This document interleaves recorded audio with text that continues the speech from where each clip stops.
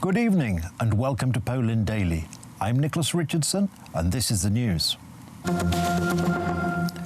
The coronavirus is spreading across the globe. In Łódź, in central Poland, an Asian woman who recently arrived from China was taken to hospital and put in quarantine after having been found to have a high fever. A similar case has been reported in Gdansk.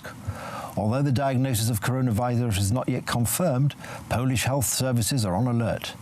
According to Minister of Health Łukasz Szumowski, Polish health professionals stand ready and expect sooner or later to see cases of coronavirus in Poland. Government spokesman Piotr Müller told Polskie Radio that Poland is working with international partners to curb the spread of the deadly virus. W tej chwili sytuacja wygląda tak, że wszystkie osoby, które... The situation is currently under control and those who wish to leave China are eligible to use the air bridge, which together with the US we have made available. The bridge leads from China to the USA and then to Europe. All passengers will be examined for contamination. Polish health services are active at airports. Passengers are monitored for the symptoms, and if symptoms are detected, the passenger is isolated and undergoes an examination to see whether the person is actually infected. We want such people to be safe and to prevent the virus spreading, but these are standard procedures. Mogła być podejrzewana u niego choroba. The Constitutional Tribunal has today issued its decision in response to the Speaker of the Sejm's request to resolve a dispute between the Sejm, the President and the Supreme Court, that is, the legislative, executive and judicial branches of government. The Constitutional Tribunal decided that the resolution of the combined sitting of the three chambers of the Supreme Court of January 23rd on the disciplining of judges is suspended, pending the final resolution of the matter of competence by the Constitutional Tribunal. Zarówno pan prezydent Duda, jak i prezydent Kaczyński nie mieli w zasadzie innego wyjścia. President Duda as well as President Kaczynski had basically no other choice than sign in the proposed candidates by the National Council of the Judiciary at the time, and it was done with essential input from the Supreme Court. If they hadn't done that, they would have been blamed that the people to fill the seats of the Supreme Court judges are not being appointed, that they have vacancies, and the Supreme Court is not able to operate. But neither President Duda nor President Lech Kaczynski had the possibility to select the people to those positions from a pool of candidates. They even had no way to give an opinion about them prior to selection by the National Council of the Judiciary. That is why we wanted to change that, because it was not a democracy in the works, but a judgeocracy. The judges decided who were the appointed candidates to the positions of new judges. It was a co-option. There was no way to be appointed a judge of the Supreme Court in Poland without prior approval from the current Supreme Court. It is just a mutual admiration society. Nobody could get in without being personally recommended, without some personal connection. Otherwise, even a person with highest qualifications had chances close to none, quite frankly. Żadnych szans nie miał na dobrą sprawę. As requested by opposition politicians, President Andrzej Duda today met and spent an hour with representatives of various parliamentary groups and clubs. Will these talks help to break the impasse surrounding the judicial reform in Poland? From the Sejm, Alexander Żadziczka has more.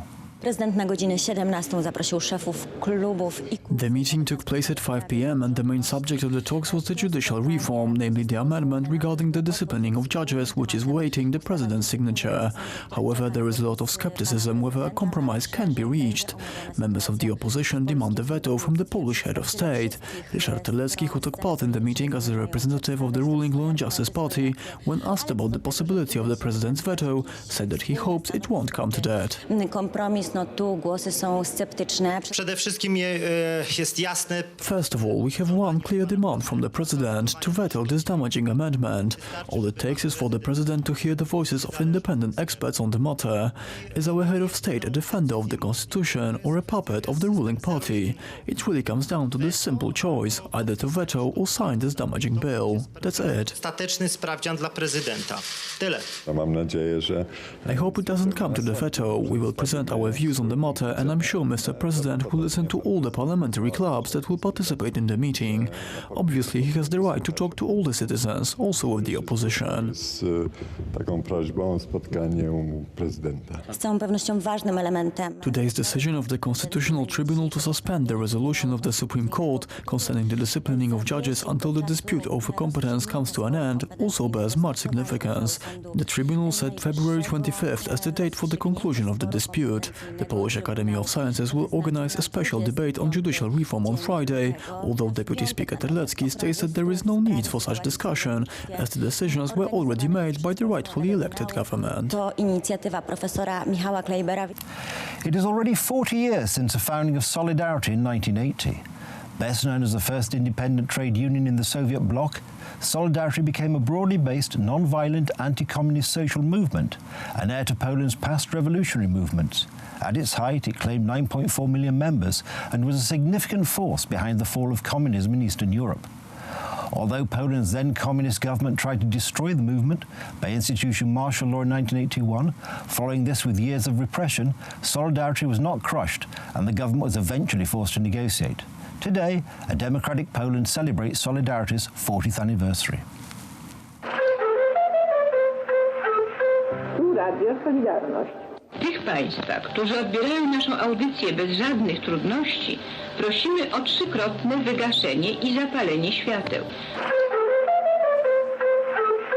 Determinacja ludzi Solidarności bez broni w The determination of the members of the Solidarity movement who fought against the communist regime with nothing more than words and non-violent protests is highly admirable. The world owes to them the fall of the Soviet Union. I want to give Mr. Chairman the white and red flag which always accompanied the Solidarity movement and which has become its inseparable symbol. Please accept this flag from the President of Poland. która jest tak silnie w sensie barw. Wstępowaliśmy do związku już we wrześniu. We have entered into the Solidarity Union already in September 1980 and we have been in this union until the present day.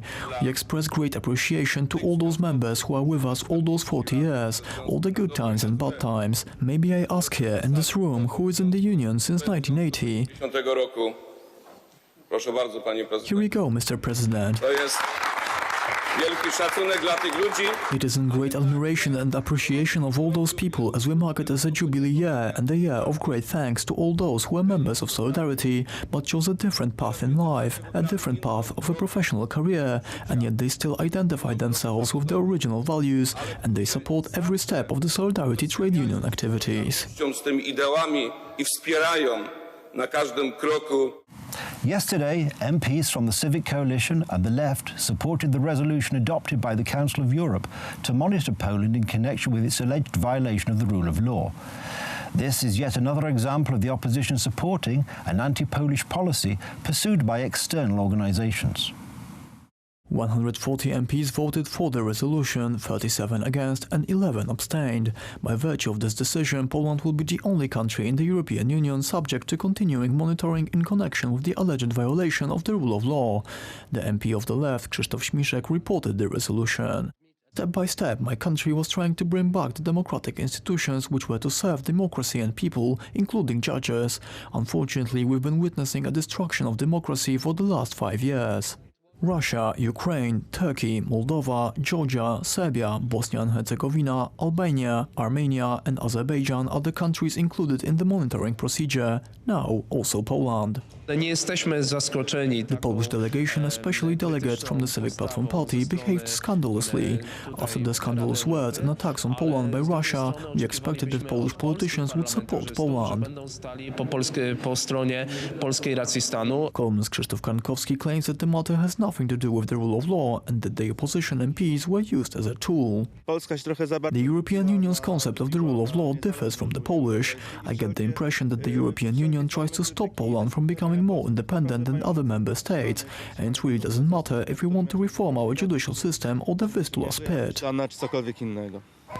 The Parliamentary Assembly of the Council of Europe has appealed for a revision to the changes in the judicial system by Poland, as well as submitting to the last amendment of the Supreme Court.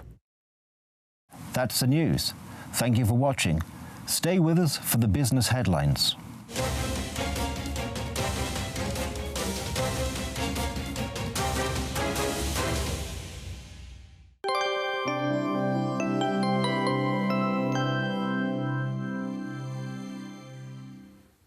I'm Aleksandra Zarzycka and welcome to Poland Daily Weather. Let's take a look at the forecast for tonight. Temperature will grow up a little. We don't expect temperature below zero anywhere. In most regions we might expect 1 degree. Rainfall will appear in the whole country, except Katowice. Pressure will be still low. Let's take a look at the forecast for tomorrow. Temperature will increase to 6 degrees in Wrocław and along the Baltic coast. The minimum temperature will be 3 in central Poland and on the west. Rainfalls will occur across Poland. Snow with rain will appear over Katowice and Kraków. More sunlight we will see around Lublin, Zielona Góra and Gdańsk. Let's check the weather for the next days. On Friday, rain will appear in the whole country. Snow will occur on the southeast. Temperature will rise to 11 degrees. Saturday will bring us more rainfalls. Temperature will be still high. On Sunday, weather will improve. Sky will clear up. Little rainfall will be on the north and on the southeast. More sunlight is expected across Poland. Thank you for watching and see you soon.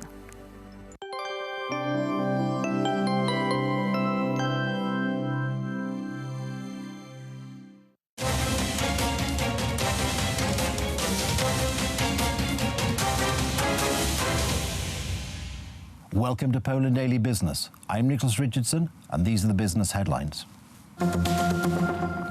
Preliminary data from Poland's Central Statistical Office shows the population of Poland to be in decline. In 2019, there were 28,000 fewer Poles than the year before. There were 385,000 births and some 410,000 deaths, a net fall of 35,000.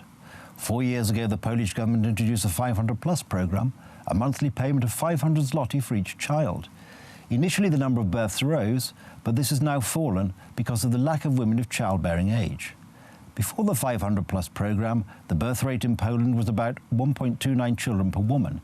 It has now risen to about 1.4, but this is still far from the 2 that ensures the survival of the population.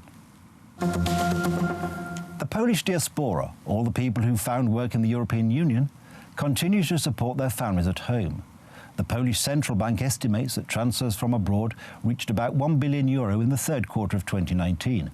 This is slightly less than a year ago. Most of the money Poles send home comes from Germany, Great Britain and Ireland. Almost the same amount of money was transferred from Poland by immigrant workers. In the third quarter of 2019, this amounted to 4.2 billion zlotys, 87% of which was sent to the Ukraine. And finally, some news about the Polish economy. According to preliminary data from the Central Statistical Office, last year the economy grew by 4%, against 5.1% in 2018. Dominik Rozkrut, the CSO's president, said that growth was supported by consumption, largely due to the good financial standing of households. However, the construction industry grew slightly more slowly last year. Construction and assembly production increased in 2019 by roughly 2% year-on-year. Minister of Finance Tadeusz Kościński, commenting on the figures, said that the dark clouds, which could be seen on the horizon a few months ago, have already receded. He pointed to, among others, the US-China trade conflict and Brexit. He said that in 2020, GDP growth will reach at least 3.7%. That's the business news. Thank you for watching. Stay with us for the weather and more programmes. But from me, it's have a good night and a better tomorrow.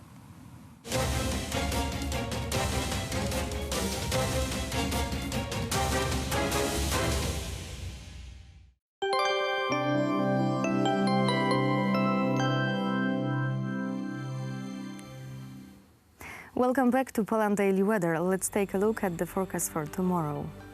Temperature will increase to 6 degrees in Wrocław and along the Baltic coast. The minimum temperature will be 3 degrees in central Poland and on the west. Rainfall will occur across Poland. Snow with rain will appear over Katowice and Kraków. More sunlight we will see around Lublin, Zielona Góra and Gdańsk. Now let's check the weather for Europe. Temperature will little fall in Scandinavia to 2 degrees in Oslo, Helsinki and Stockholm. In British Islands, we may expect heavy downpour, but the temperature will rise to 12 degrees. Weather will improve on Iberian Peninsula. Sky will clear up. Lots of sun we'll see in Rome and Athens. Thank you for watching and goodbye.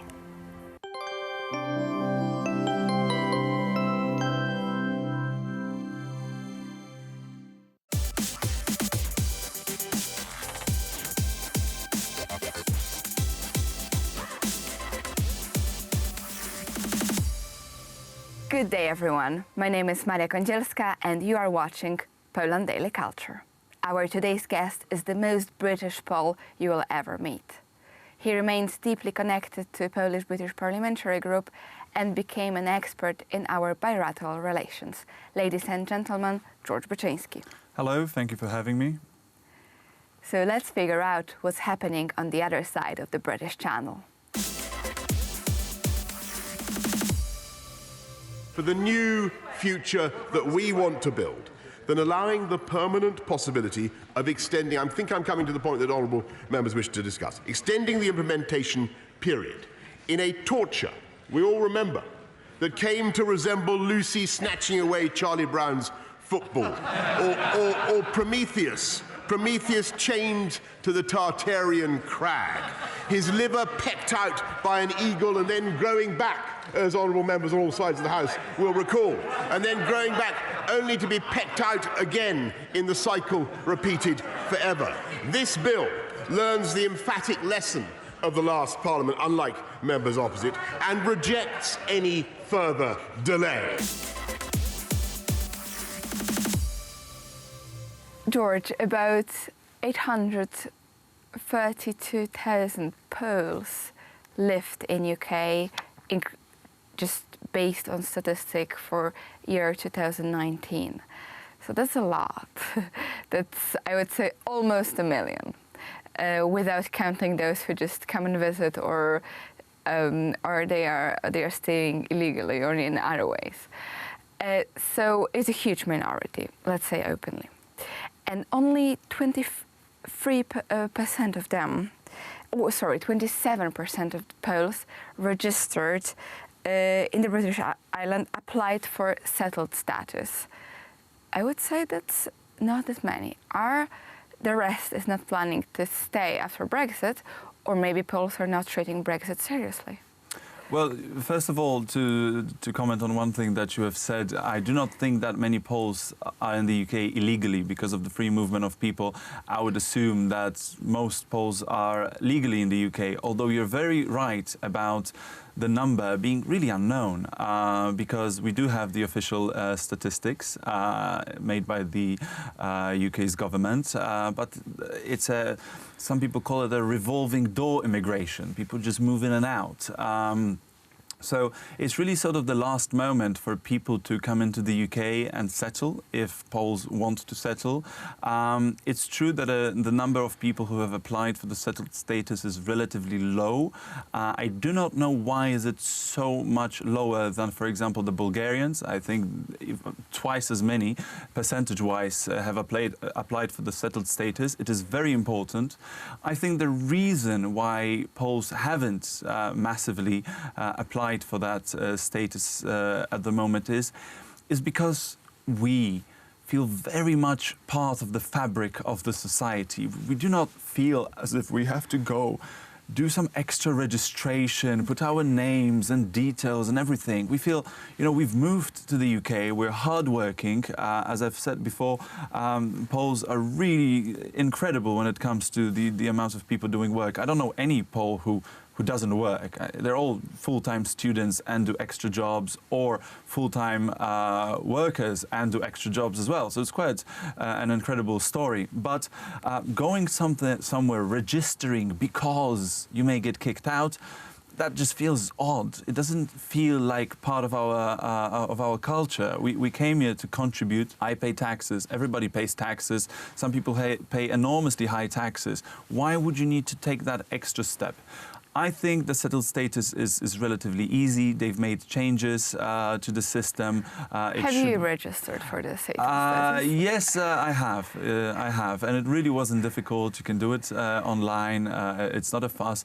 Before it was tough because you had to compile incredible amounts of documents and evidence, where you've stayed in January 2017, prove it, electricity bills. Now it's really much easier. So I strongly recommend everyone to apply. I have a feeling that Poles will apply the very last minute, as we often do. Probably true.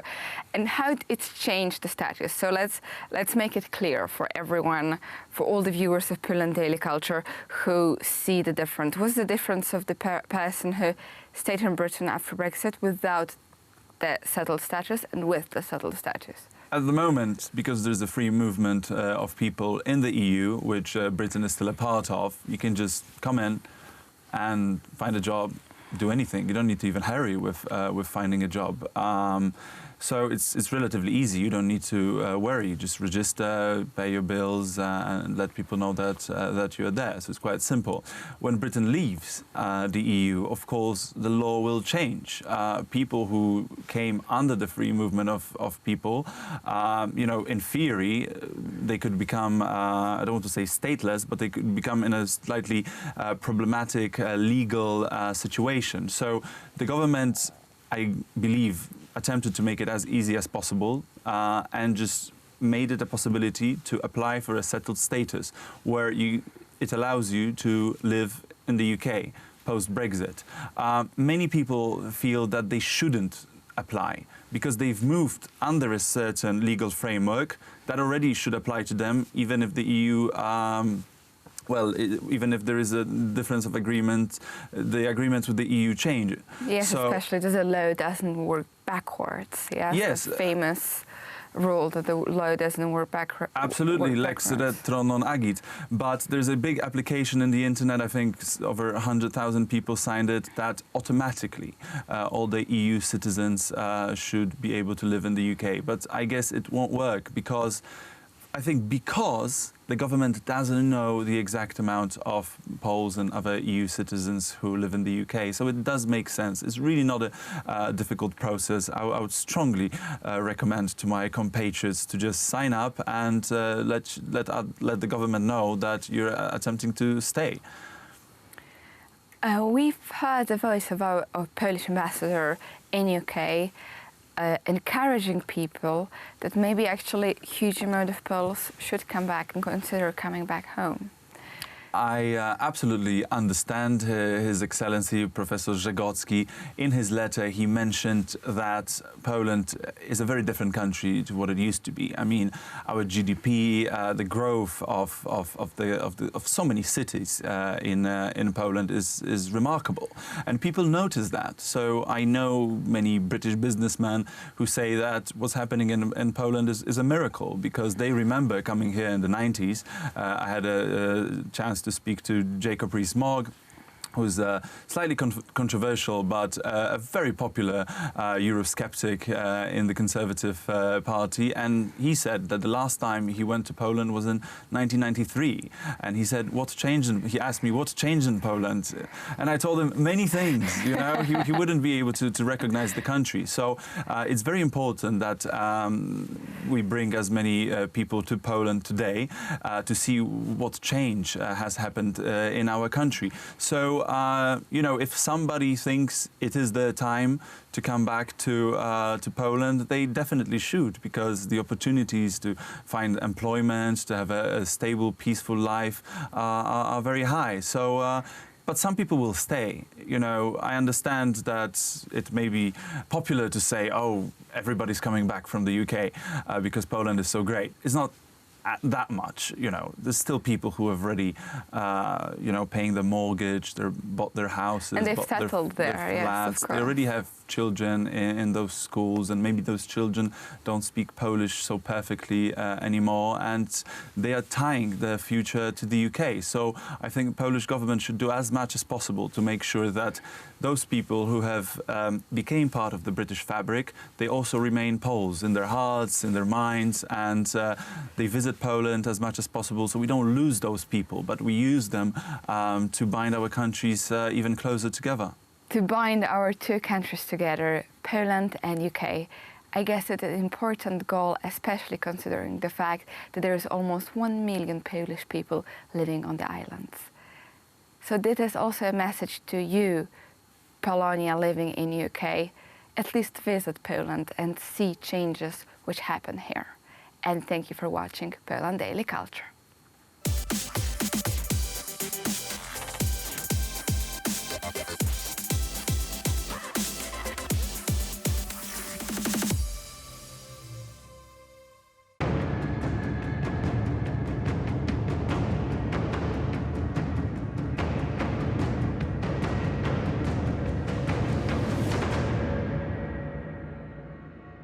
Welcome back to Poland Daily History with me, Nicholas Richardson.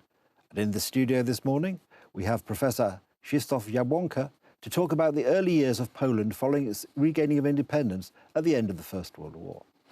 Professor Jabłonka, a key moment in the new Poland was the Polish Bolshevik War of 1920. Could you say a few words about the significance of the war, both for the new Poland and for Europe as a whole? My jako Polacy jesteśmy przekonani, że to jest jedna z 3 największych bitew naszej historii. We, as Poles, are convinced that this is one of the 3 greatest battles of our history. Grunwald in the Middle Ages, the Battle of Vienna in the Baroque, which saved Central Europe. Now it was saving our independence, but from the extremely dangerous opponent of communism at that time, or Bolshevism in the Russian edition, we saved the heart of Europe. The war takes place in quite complicated circumstances, when the German troops, after losing the First War, withdraw and the front moves from the east. We managed it, and with all our strength, we pushed this current quite far east. One more thing remained, the lack of peace with the Bolsheviks, and they wanted to make peace on false principles, caused the Poles to decide to support the independence action of Ukraine, which led to the liberation of Kiev. Together, Polish and Ukrainian forces liberated the capital of Ukraine. Then came the retaliation prepared for half a year. Pół roku, najpierw w maju pierwsze uderzenie armii Tuchaczewskiego. First in May was the first blow of the Tukhachevsky Bolshevik army, and then from areas of the Caucasus, Siberia, powerful armed forces gathered both on horseback and by train. About 1,000 trains entered Poland at the time. A giant offensive began on July 4th, 1920. Polacy nie byli w stanie już tego powstrzymać i dopiero Wisła stała się tą granicą, na której... The Poles could not stop it anymore, and Wisła became the border where we stopped the offensive. But Józef Piłsudski was not fooled by the laments of many politicians and prepared the trap. He simply let the Bolshevik army go west, while he himself lurched south and struck from south to north, in the so-called soft underbelly. The Bolshevik army simply fell apart. 60,000 fled east through German Prussia. It was such a triumphant victory, a last-chance battle. If we lost it, we would lose our independence. Even worse, Europe at the time, and especially Germany, were susceptible to communist propaganda. The phenomenon of Poland was that we had known Russia well for 300 years, and we knew that there was nothing good for us there. Europy myślał, że stamtąd idzie ideologia, a nie wroga armia. West Europe thought that ideology was coming from there, not an enemy army. Italy, Germany, France could survive a civil war, such as Spain later, just when the Soviet army entered, practically saving Poland. This was mainly what Poles thought and what we were interested in, but by the way of God's providence, we saved Europe. The order issued by Tukhachevsky was to get to the heart of Europe over the dead body of Poland. We were that heart. The heart that has survived and shielded Europe has allowed it to flourish in at least 1 decade. When Poland fell in 1939, the war engulfed the whole world. W 1939 roku wojna ogarnęła cały świat. So it was a key moment in saving Europe from the Bolshevik menace moving. Lord D'Abernon rightly noticed that the significance of a battle is not judged by its course. There are battles that are very complex, but they bring nothing. What would happen if it took a different course? Imagine if the Greeks lost the Battle of Marathon, or the Romans the battle with the Phoenicians. Then they would rule the world. The same applies here. A win against the Bolsheviks, who were still very dangerous because they were the pan-armed forces that did not count on their own lives, let alone someone else's. Poles would oppose ideological fanaticism, not by means of fanaticism, but patriotism.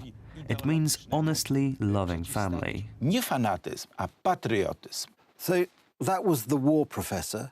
Could you say a few words now about the Treaty of Riga and what that meant in terms of territory for Poland and the general setting, the peaceful setting in that part of Europe?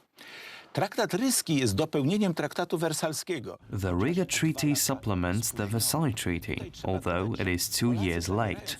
It should be added here that the Poles, concluding the truce on October 18, 1920, were convinced that peace would soon be concluded, because even territorial matters were not so important and exchanges of prisoners were not made. Niewoli bolszewickiej na Syberii dostała się cała polska dywizja, która nie zdała... In the winter of 1920, the entire Polish division got into Bolshevik captivity in Siberia and did not manage to retreat east. This was around 10,000 people. We are certain that by the next winter, half did not survive. It was a matter of a quick exchange of prisoners. Unfortunately, the Soviet side began to delay and finally gave the Polish delegation a difficult choice to make. Many things had to be given up in order to make a lasting peace before the plebiscite in Silesia. It was important. In 1 week, actually 4 days, 3 important things happened. The constitution was adopted by the Sejm, peace was concluded with Russia in Riga, and finally a plebiscite in Silesia. During these negotiations, the Poles made a mistake. They did not secure the necessary payments that the Russian state was to grant to the Polish state because of its participation in the economic life of the Tsarist state. We are talking about the sum of 30 million rubles in gold. Ultimately, Poles had to choose whether they prefer rubles and gold or a secure return of their national treasures. We chose our culture. We received the Jagiellonian tapestries, the Szczerbiec, but many things still remain in Russia to be picked up under the Riga Treaty. However, we never got the 30 million mentioned. Milionów nigdyśmy po prostu nie dostali. Well, Professor, that's been fascinating. Thank you very much for coming to the studio. Thank you for watching Poland Daily History. Join us again when we look at more exciting episodes from the history of Poland.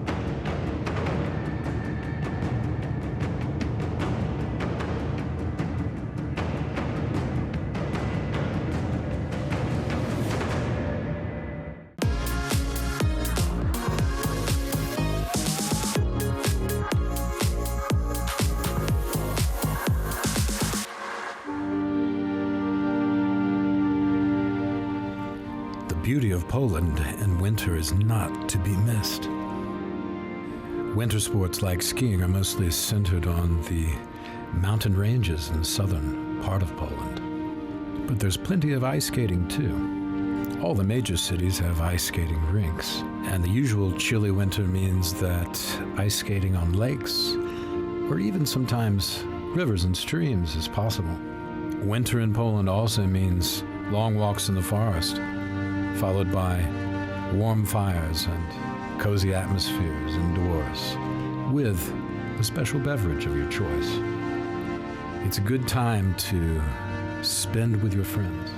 Wintertime in Poland is also good for tourism because there are a lot less people around. Hotel accommodation is easier to be had, and prices are generally lower. So join us for this special edition of Poland Daily Travel in the studio, where we're talking about things to do in Poland in the winter, with my guest, Nicholas Richardson. No relation, as usual.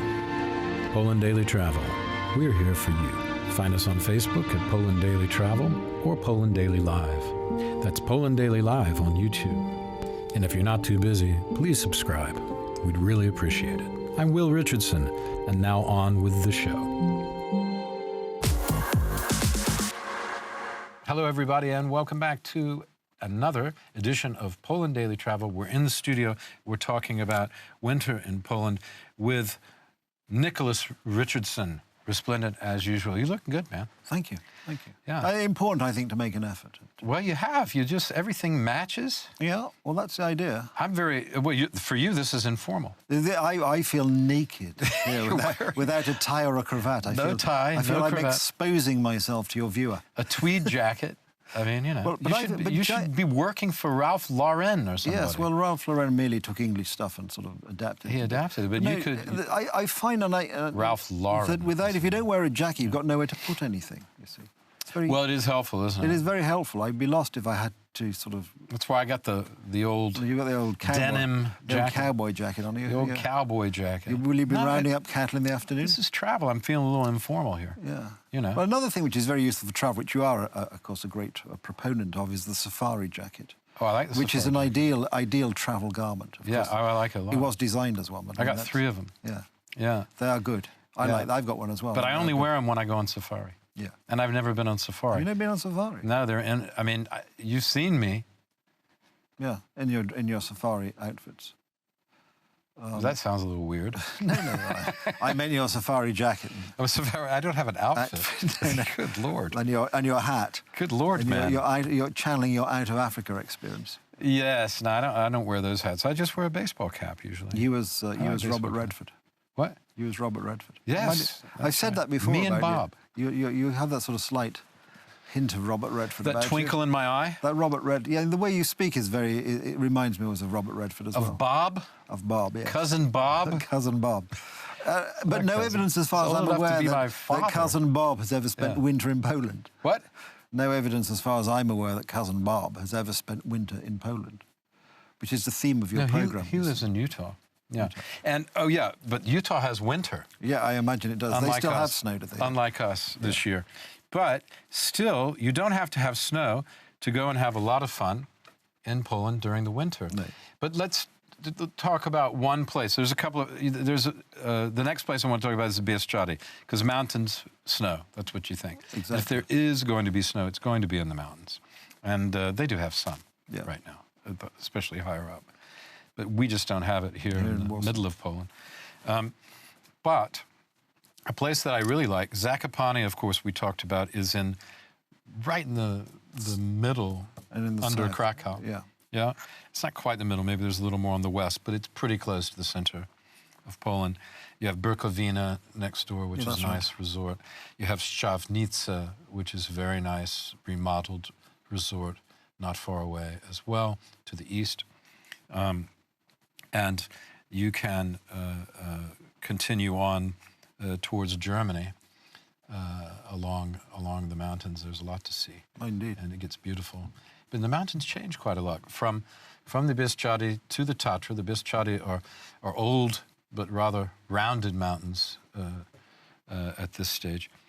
And the Tatra get quite tall.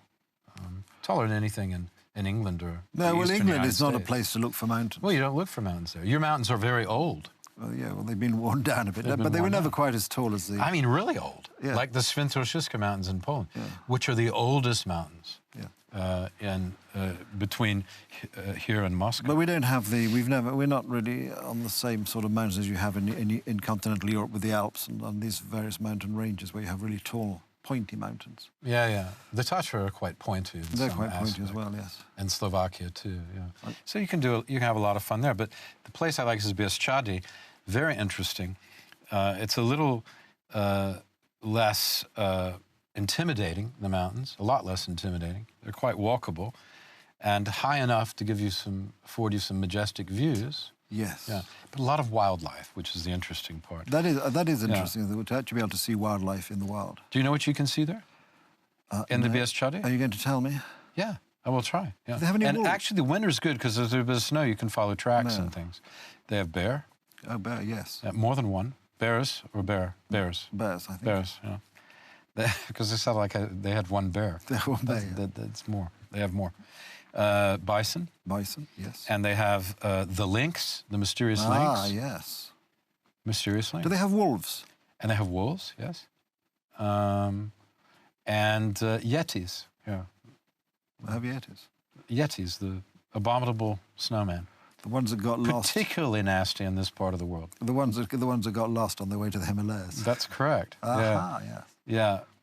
Yeah. They stopped off on their way. So you can see a yeti. That's my favorite thing. I'm going yeti hunting with Poland Daily Travel, probably in February. Oh, good. Yeah, we'd let things settle a little bit, a little less touristy. Then we'll nip in there and follow the tracks. Of the yeti? Yes. Do yeti hibernate? No, I don't think they do they? Because No, they're moving around all the time. Yeah. They're moving around. See, the yeti is a combination of a human being and an ape. Right. Like a gorilla. Gorilla. So, and of course you are from Guerrilla Travel. So what? Wearing your other hat. Guerrilla Travel. Guerrilla. Guerrilla, yes. That is my website. Yeah. But in the Bieszczady, have you ever been? I haven't actually been to the Bieszczady. Why not? What's I don't know. I'm not as well travelled as you. You've been living in Poland forever. That's not far away. I know. It's a car ride. I know. It's hopeless. I go there every year. At least once. I must make a bigger effort than this time. It's fun just getting your car, driving down there. From Warsaw, it's about 400 kilometers. And you see some of those beautiful countryside of Poland. And when you get there, there's a lot of rustic places to stay. Sort of lodges and things like that. Again, you get the great Polish food, very, local food, farm fresh stuff. And extremely tasty. You will not starve. Plus, you get all the wild beasts like what's a wild pig called in Polish? A dzik. A dzik. You can get a dzik. A dzik. You can get some bison. I have eaten bison, by the way. Yeah, me too. On the way again, not far from Bieszczady, on our way through to Przemysl. Yeah. We stopped off at a restaurant. Where you were filming history. Yeah. Yes, and they had, and we stopped off at a restaurant. It was a very nice day, and this restaurant, its speciality was bison. So we ate some bison, which is very tasty. You ate some bison. And they had a herd of bison in the field around this old house, very nice. And the restaurant served bison, so it was very, very good. Bison and a glass of the local beer was very, very nice. Well, there you go. There's even a local beer called Żubr. There but is. It wasn't that, I suppose. It wasn't that, no, it was something more... From Białystok or something. It was something more local. So you go to the Bieszczady, you can go skiing, you can walk on very good trails. It's not so daunting as in the Tatra, so you can really get even in the winter, a good walk. You might come across, you can get some guided trips, and you might come across some beautiful wild animals. And it's right there up against the Ukrainian border as well. You can walk right up to the border where the mountains join, and get a beautiful view if it's clear, if it's a clear day. And often the weather there is quite different. It's kind of a, what do you call it, a microclimate? A microclimate, yeah, yes. so it can be very cold or it can be a bit warmer, but it tends to have a very special atmosphere at any time, but particularly in the winter. Okay, thanks for watching. We were talking about travel in Poland in the winter, and we were just talking about the Bieszczady, amongst other things, with Nicholas Ridgerton. Thank you, Nicholas. Thank you, Will.